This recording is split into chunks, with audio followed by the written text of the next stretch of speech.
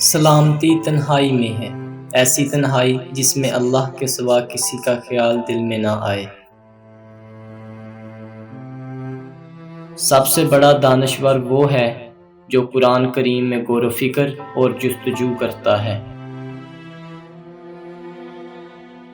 مومن اور منافق میں فرق یہ ہے کہ مومن کا دل گھڑی میں 70 دفعہ پھرتا ہے اور منافق کا دل 70 سال میں بھی نہیں پھرتا۔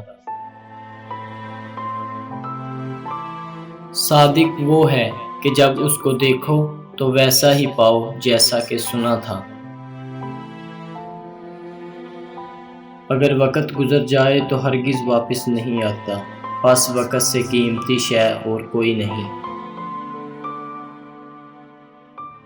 اللہ تعالیٰ اپنے بندوں سے 2 علم چاہتا ہے، ایک یہ کہ وہ اپنی عبودیت کو جانے، دوسرا خدا تعالیٰ کی ربوبیت کو پہچانے۔ کسی سے نیکی کرتے وقت بدلے کی توقع مت رکھو، کیونکہ اچھائی کا بدلہ انسان نہیں اللہ دیتا ہے۔ خلق 4 چیزیں ہیں، پہلی سخاوت، دوسری نصیحت، تیسری الفت اور چوتھی شفقت۔ مرد سیرت سے ہے نہ کہ صورت سے۔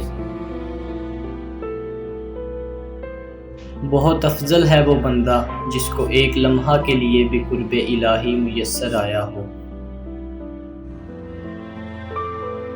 سب راستے بند ہیں سوائے محمد صلی اللہ علیہ وآلہ وسلم کے طریقے کے، جو اس پر چلے منزل کو واصل ہو جاتا ہے۔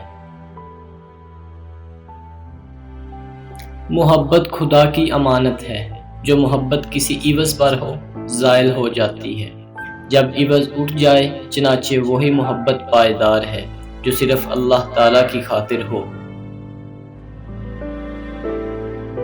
ہر شے کا غم کھانا مومن کے لیے باعث فضیلت ہے، بشرط یہ کہ گناہ کے سبب نہ ہو۔ بندہ جتنا اللہ تعالیٰ سے قریب ہوتا ہے، اللہ تعالیٰ بھی اتنا ہی اس کے قریب ہوتا ہے۔ جب محبت کامل ہو جاتی ہے تو ادب کی شرط گر جاتی ہے۔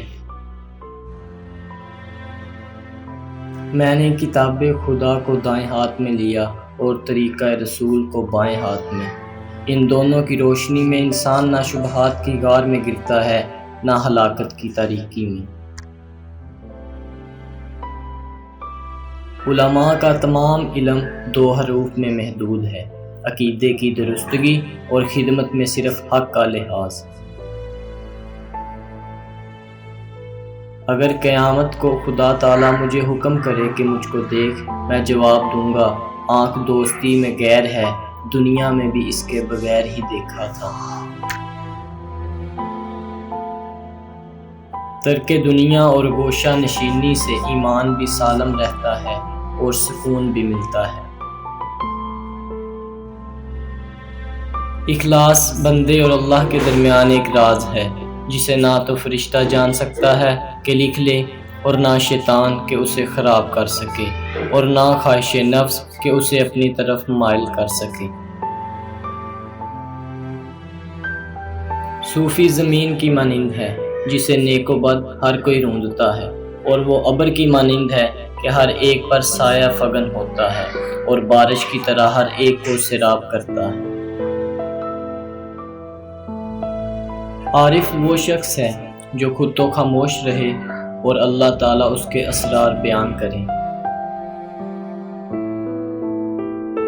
جس نے خود کو دل سے پہچان لیا اس کی زبان گونگی ہو گئی، کیونکہ مشاہدہ میں بیان کرنا حجاب معلوم ہوتا ہے۔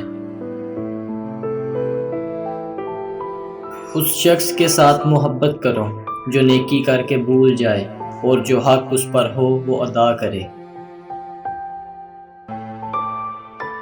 قدرت کا مشاہدہ کرنے والا سانس تک نہیں لے سکتا، اور عظمت کا مشاہدہ کرنے والا حیرت زدہ رہتا ہے، اور ہیبت کا مشاہدہ کرنے والا سانس لینے کو بھی کفر تصور کرتا ہے۔ جو حافظ قرآن اور حدیث کا پورا عالم نہ ہو اس کی پیروی نہ کرو۔